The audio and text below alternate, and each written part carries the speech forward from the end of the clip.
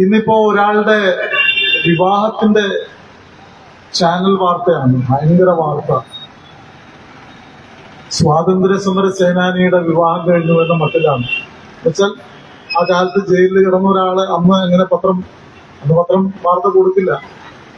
വീരപുരുഷന്റെ അപദാനങ്ങൾ വാഴ്ത്തുന്നു.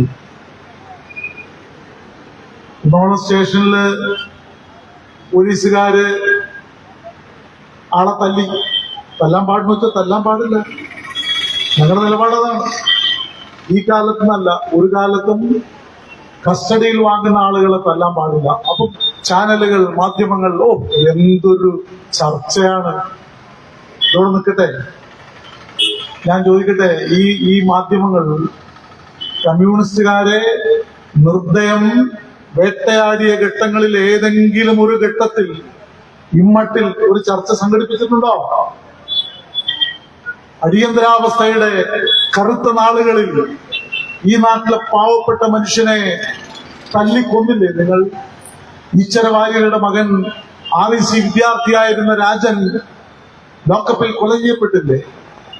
എത്രയെത്ര മനുഷ്യർ. അന്നൊന്നും ഒരു വാർത്തയും ഉണ്ടായിരുന്നില്ല. അന്ന് ഇവരെല്ലാം അതിന്റെ കൂടെയാണ്.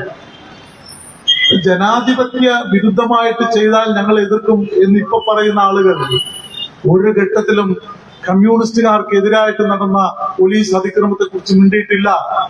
നോക്കൂ, ഈ രാജ്യത്തിന്റെ ചരിത്രത്തിൽ ജയിലിനകത്ത് ജുഡീഷ്യൽ കസ്റ്റഡിയിലുള്ള ഒരു 20-25 പേർക്ക് ഇരിക്കാൻ കഴിയുന്ന ഒരു മുറിയിൽ തളച്ചിടപ്പെട്ട 24 മനുഷ്യർക്ക് മേൽ തീബോംബുകൾ, തീയുണ്ടകൾ വർഷിച്ച് 21 കമ്മ്യൂണിസ്റ്റുകാരെ വെടിവെച്ചു കൊന്ന സേലം ജയിൽ വെടിവെപ്പ് നിങ്ങൾക്ക് ഓർമ്മയുണ്ടോ?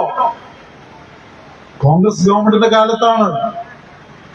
അത് ഏറ്റുവാങ്ങിയവരാണ് ഞങ്ങൾ. അതുകൊണ്ട് ഒരു ഘട്ടത്തിലും പോലീസ് ആരെയും തല്ലാൻ പാടില്ല എന്ന നിലപാട് തന്നെയാണ് ഞങ്ങൾക്കുള്ളത്. ഈ കാര്യത്തിലും അത് തന്നെയാണ്. അതുകൊണ്ടാണ് ഗവൺമെന്റ് ആ ഉദ്യോഗസ്ഥർക്കെതിരായിട്ട് നടപടി സ്വീകരിച്ചത്. നമ്മുടെ നിലപാടതാണ്, ന്യായീകരിക്കാൻ പറ്റില്ല. പക്ഷെ ഒരു കാര്യമുണ്ട്, ആ സംഭവത്തിന് ഒരു മറുവശമുണ്ട്. എന്താ മറുവശം? ഇദ്ദേഹം ധീര പോരാളിയായിട്ടുള്ള ഒരു സർവ്വതംഗ പരിത്യാഗിയായിട്ടുള്ള ആളല്ല. ഒരു കാണിപ്പയ്യൂർ തെരുവിൽ മദ്യപിച്ച് വീട്ടമ്മമാർക്ക് ബഹളം, കുഴപ്പമുണ്ടാക്കി അവിടെ പ്രശ്നങ്ങൾ ഉണ്ടാക്കിയ 4 അംഗ മദ്യപ സംഘത്തെ അവിടുത്തെ പോലീസ്, അവർ 4 പേരെ ഉണ്ടായിരുന്നുള്ളൂ, പിടിച്ച്